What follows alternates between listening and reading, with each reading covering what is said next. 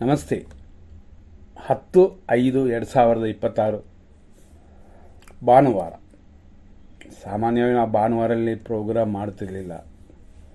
ಯಾಕಂದರೆ heavy work ಇರೋದರಿಂದ ಒಂದು ದಿನ ರೆಸ್ಟ್ ಅಂತಲ್ಲ, ಬೇರೆ ಬೇರೆ ಕೆಲಸಗಳಿರ್ತವೆ.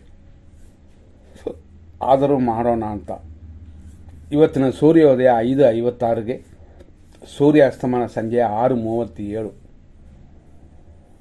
ಈ ರೀತಿಯಾದ ಈ ದಿನದಲ್ಲಿ ಅಷ್ಟಮಿ ತಿಥಿ ಇದೆ. 3 ಗಂಟೆ 6 ನಿಮಿಷದವರೆಗೂ ಪೂಜೆಗಳು ಮಾಡಿ ಪೂಜಾ ಕಾರ್ಯಗಳನ್ನ ಮಾಡ್ಬೋದು, ಒಳ್ಳೆಯ ಕಾರ್ಯಗಳನ್ನ ಮಾಡ್ಬೋದು. ಆದರೆ ಮುಹೂರ್ತ ಕಾರ್ಯಗಳಿಲ್ಲ, ಬಂಡವಾಳ ಹಾಕುವಂಥದ್ದಿಲ್ಲ. ಯಾಕೆಂದರೆ ಅಷ್ಟಮಿ ಅಂದರೆ 8 ಅಂದರೆ ನಷ್ಟ ಅಂತ. ಹಂಗಾಗಿ ನಷ್ಟದ ದಿನದಲ್ಲಿ ಏನು ಮಾಡಬಾರ್ದು ಅಂತ. ಆಮೇಲೆ ಬರೋದು ಕೂಡ ನವಮಿ. ಹಂಗಾಗಿ ದೇವರ ಕಾರ್ಯಗಳಿಗೆ ಖಂಡಿತವಾಗಿ ಅಡ್ಡಿ ಇಲ್ಲ. ಆದರೆ ನಾವು ಹೇಳಿದಂತೆ ಪೂಜಾ ಕಾರ್ಯಗಳಿಗೆ ಮಾತ್ರ ಅಡ್ಡಿ ಇದೆ. ಇದನ್ನು ಗಮನದಲ್ಲಿಟ್ಕೊಳ್ಳಿ.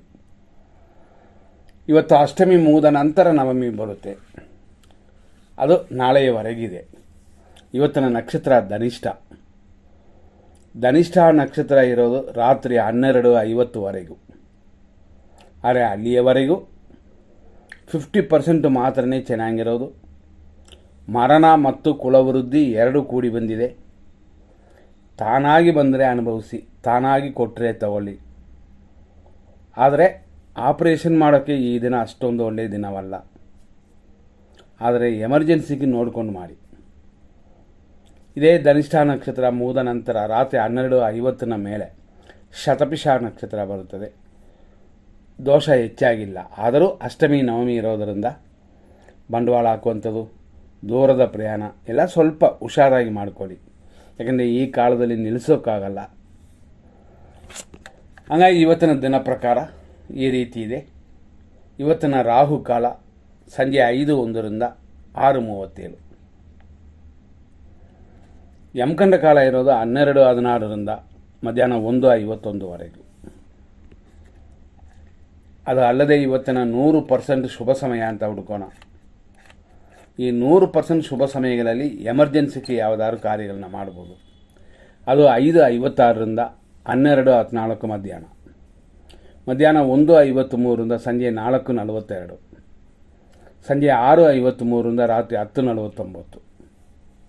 ಅದೇ ಥರ ರಾತ್ರಿ 12:18 ಮೇಲೆ ಶುಭವಾಗಿದೆ.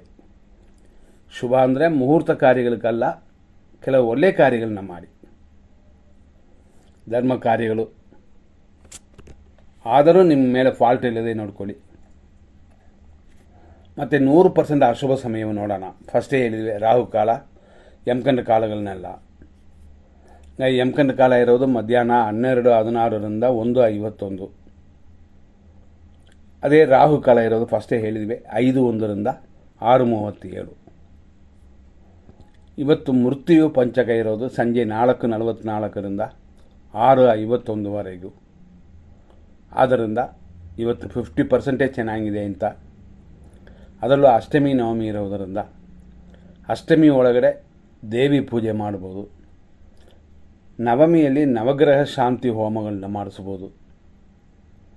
ನೋಡಿಕೊಂಡು ನಿಮ್ಮ ಕಾರ್ಯಗಳನ್ನ ಮಾಡಿ ಮುಂದಿನ ಸಂಚಿಕೆಯಲ್ಲಿ ನೋಡೋಣ. ಧನ್ಯವಾದಗಳು.